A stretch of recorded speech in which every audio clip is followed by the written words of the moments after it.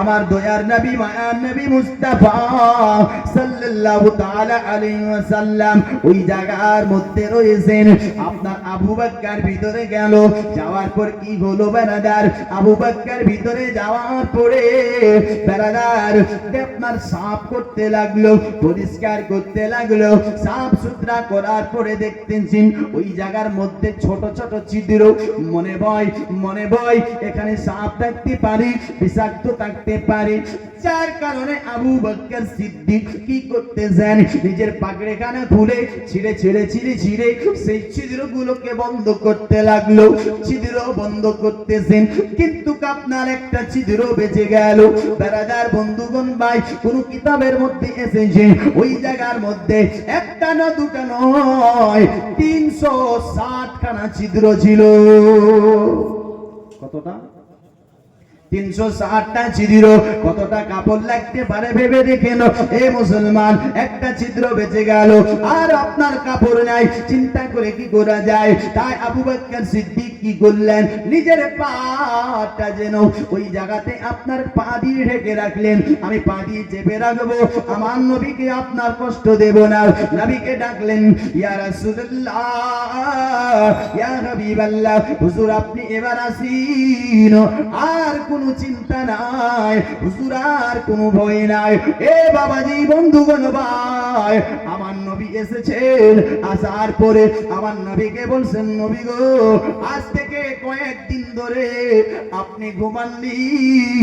নবী আমি আপনাকে বলছি, এখন আপনি আমার পায়ের মধ্যে মাথাটা রেখে আপনি ঘুমিয়ে যান। হুজুর আপনি আমার জাঙ্গের মধ্যে পা রেখে মাথা রেখে ঘুমিয়ে যান, আমি আবু বকর সিদ্দিক বসে বসে জাগবো।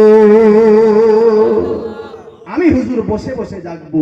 দুশ্মন আসছে নাকি, আমি বসে বসে জেগে জেগে আপনার পাহারা করব। হুজুর আপনি ঘুমান। আচ্ছা বলুন, যেই দিন থেকে আমার নবী ঘুমায়নি ওই দিন থেকে কি আপনার আবু বকর সিদ্দিক ঘুমাইছে?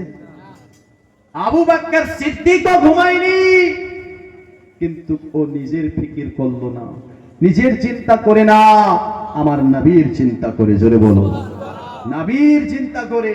দোস্ত বন্ধুগণ ভাই বাবাজিরা, এই বেরাদার, তবে ওই জায়গাতে একটা ছিল সাপ। কি ছিল? সাপ।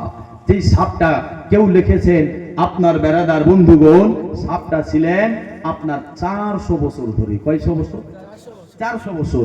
আবার কেউ লিখেছে যে ওই সাপটা ওই জায়গার মধ্যে হযরতে সুলেমান নবীর জামানা থেকে ছিলেন। জোরে বলুন, কোন নবী? সুলেমান নবী একজন এমন নবী ছিল, উনি যদি বক্তব্য দিতেন, বয়ান করতেন, জঙ্গলের পশুরা ছুটে আসতো, দরিয়ার মাছেরা ছুটে আসতো, এবং কি সাপেরা ছুটে আসতো। সবাই সুলেমান নবীর বয়ান শুনতো। আর সুলেমান নবী বয়ান করেছিলেন কি, একজন নবী আসবে দুনিয়ার বুকে, ওনার পর আর কোন নবী আসবে না, আখিরি নবী হবে উনি, আপনার আখিরি নবী হবে, আখিরি জামানার নবী হবে, যার নাম মুহাম্মদ হবে। আপনার মক্কাতে যার জন্ম হবে আর হিজরত করে মদিনার দিকে আবার আসবে। কাফিরের অত্যাচারে ওই নবী যখন হিজরত করবে, তো গারে সুরে আপনার যে একটি গার আপনার কুয়া রয়েছে, সেই কুয়ার মধ্যে 3টা দিন সময় কাটবে। এ বাবাজি বন্ধুগণ ভাইরা, সুলেমান নবী বলেছিলেন কি, আর ওই নবী যেই রাস্তা দিয়ে যাবে মুস্কু আম্বারের মতো খুশবু দেবে। যেই রাস্তা দিয়ে যাবে মুস্কো আম্বারের মতো কি দেবে? খুশবু দেবে।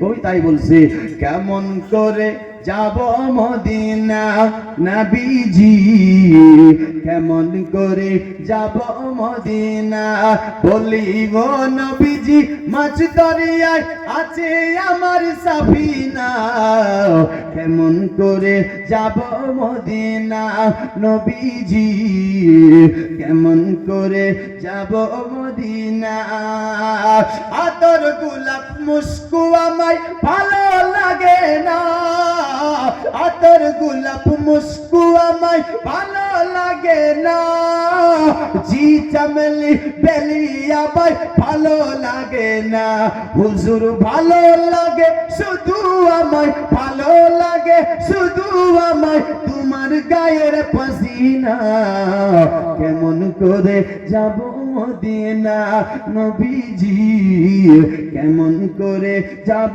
মদিনা, তায়ে পেতে গেলে তুমি হ্যাঁ